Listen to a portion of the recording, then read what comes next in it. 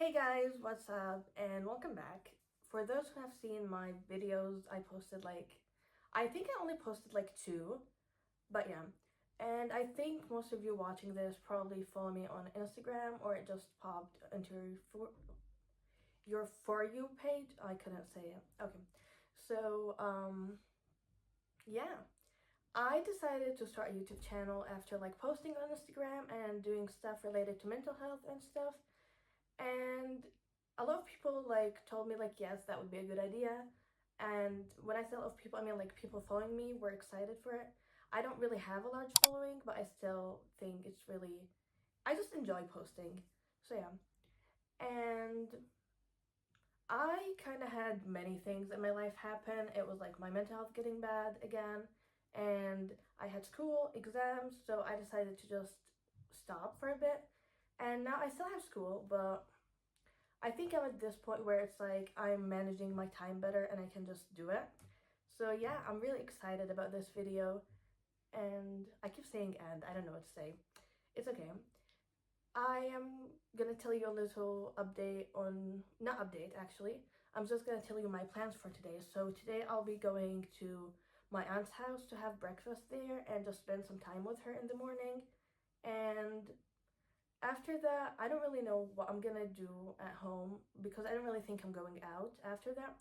I will just be hopefully studying for a bit, reading, and yeah, just a quiet day in my life. So I hope you enjoyed the video, and yeah. Don't forget to subscribe since my channel is very tiny. It would mean the world to me, and I'm excited.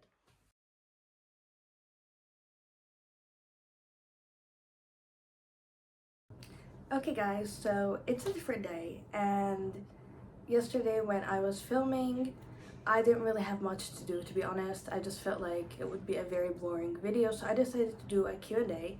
I had already asked you guys on Instagram to ask me some questions related to mental health and recovery. For those who don't know, I don't really know if I can, oh, I'm scared if I say some words related to mental health, they would delete the video or age restrict it on YouTube. I don't really know. I hope not. So I'll be doing a little Q&A, but because I have the worst memory on earth and I didn't really know how to remember the questions, I'll be using my iPad to look at it every time I forget a question, basically. So yeah, there are many of them actually, and there are a lot because I actually collected some of them. I posted 2 or 3 stories even, and I never actually did the video. I did it once. It was one of the first 2 videos I posted, but I took it down. I just didn't like it, and I was like, you know what, I'm gonna restart the whole channel again. So yeah. So let's go with the first question is, do you ever fully recover or is it always a struggle? So I would say the answer is not gonna be the same for every person. Recovery is a complicated thing, especially for mental health. You can't really say, oh, this is gonna happen to everybody and this is how it's gonna be. This is my experience though, so I'm gonna share it with you all. I feel like the past 2 years I've been trying to recover and I really committed to it fully. And I would say I am in a much better place than I was when I first started, and that means the world to me.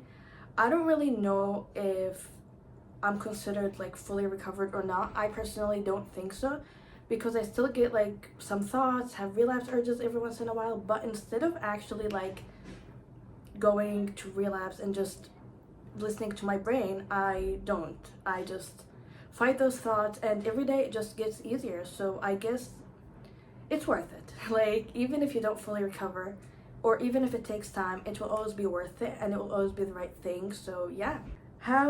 What was the hardest part of recovery for you? I feel like I've talked about this before. I never really felt like anyone understood what I was going through, especially that a lot of my struggles, even when I was at my lowest, when people would comment things on my weight or say I look unwell, none of them actually knew why. People would tell me to go to a doctor and stuff, and then I know the problem, you know. My parents obviously knew, some of my really closest friends knew, but I didn't really have many friends at the time. So I guess the hardest part was just feeling alone, yeah. And this is a huge part of the reason why I started this account in the first place. So yeah, and I'm really happy with it actually. I hope you guys like my posts, and I hope they help you a bit feel less alone in your recovery. And yeah, next question. How do you stop calorie counting or obsessing over numbers? I would say this is something that also takes time. I know a lot of things in recovery take time, but this one specifically, sometimes you still count in your head, even if it doesn't make you feel bad, it just doesn't go away quickly. My One of my only few tips would be, number one, have patience, of course. Number two, try new foods. Like, I know it's difficult not to guess the number in the calories, but try new brands where you don't know the exact number, because it really helps when it's challenging when you don't know the exact number in every food you're eating. Your brain's gonna be like, I don't know what I'm doing, and those thoughts are gonna first be really scary, but eventually you're gonna be like, oh, I was fine, nothing happened. And yeah. And another thing I would say is realize the fact that the calorie limit your brain told you that you shouldn't go over is disordered in the first place.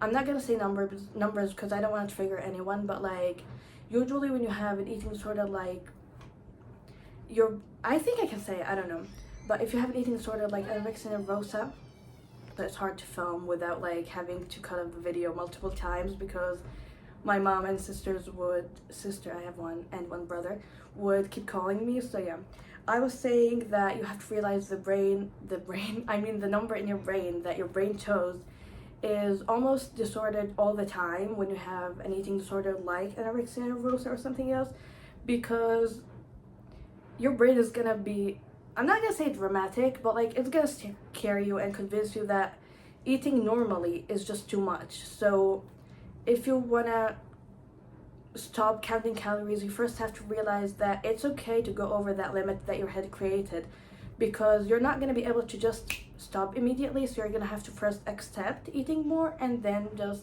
get used to it with time, and it really does get easier. So yeah. How do you accept your body at a healthy weight? Oh, that's a good one. Okay, I would say just realize the fact that your brain is going to romanticize that sick version of you for a bit.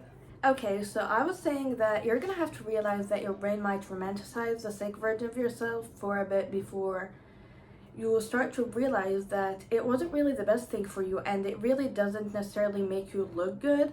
In fact, most of the time it makes you look worse because your eyes are tired. I'm not saying people who are sick look bad all the time, because sometimes people are sick for different reasons. Doesn't mean that if someone is underweight, they look bad. I'm not saying that, no. But what I'm saying is sometimes when you have an eating disorder, when you're not eating enough, your eyes are gonna they're gonna look, I'm not gonna say like dead, but you're gonna look tired most of the time. Your hair is gonna fall, you're gonna look exhausted. So our brains just make us think, oh, when you're eating less, you look better, which is not the case. Like, most of the time when you're healthy, you glow differently. And yeah, I always say when you're happy and healthy, you glow differently, and you might not realize it immediately, but you're gonna have to be patient with yourself. And I know I said this a lot. A lot of recovery is just patience and waiting. Time really helps. Like, when you're in recovery, you just have to hold on to hope and realize the fact that it takes time, and that every step you take, whether it's big or small, is definitely worth it. So yeah, I love talking about this actually. I really do. I hope that everyone who struggles with eating or has an eating disorder realizes the fact that there's always hope. I am very passionate about this because I know how much it helped me, and I want others to find the same peace I did, at least when it comes to like the relationship with food, because I still struggle with other things, including depression, sadly. But yeah, I guess it's not all bad though. Like, I'm recovering from something and working on the others, so it's good. I'm okay. How do you manage anxiety or depression during recovery? I would say this is like the hardest part besides feeling alone. I mean, it's definitely more difficult now that I'm thinking about it, because I have depression and I talked about this before. So when I was recovering, it just felt like at first it got worse. And I would say the thing that helped me was telling myself, I want to see what happens if I don't give up. I just want to keep going and see. The truth is, I was feeling so down. I just had to tell myself, like, it's not really that it can get worse, more like it's already bad. I might as well just try to help myself, try to get out of this dark place, because it might be worth it, you know? I have nothing to lose, really. If I'm already feeling down and my eating disorder is really destroying me, then might as well just try to take steps forward to feeling better. And yeah, I also want you guys to realize the fact that if it gets harder, then that doesn't mean that it will never get easy. Usually recovery, specifically from stuff like, I think it's anything actually, but since I'm talking about anorexia in my experience, I want you guys to realize that when you start recovering, it might be much more difficult than you thought it would be, number one. And it might actually make you feel worse. Like at first you're gonna be like, isn't recovery supposed to help me? The truth is yes, but because you're not used to it and because you're literally doing the opposite of everything your brain wants you to do, it's just gonna be really difficult at first, but yeah, it gets easier. So keep going, and I keep doing this because I don't know what to say. I hope you guys enjoyed this video. I will make a part 2 and maybe 3 even. Hopefully I'll be making more videos, not just about recovery, but about life in general and mental health. So if you enjoy content like this and you want to see more stuff related to your mental health, recovery, just positive content and healing, subscribe to my channel, and see you guys next week. Bye! In one baby, so you only have to just do one step. You get the color and the glow all in one. When I have blush blindness, and also me when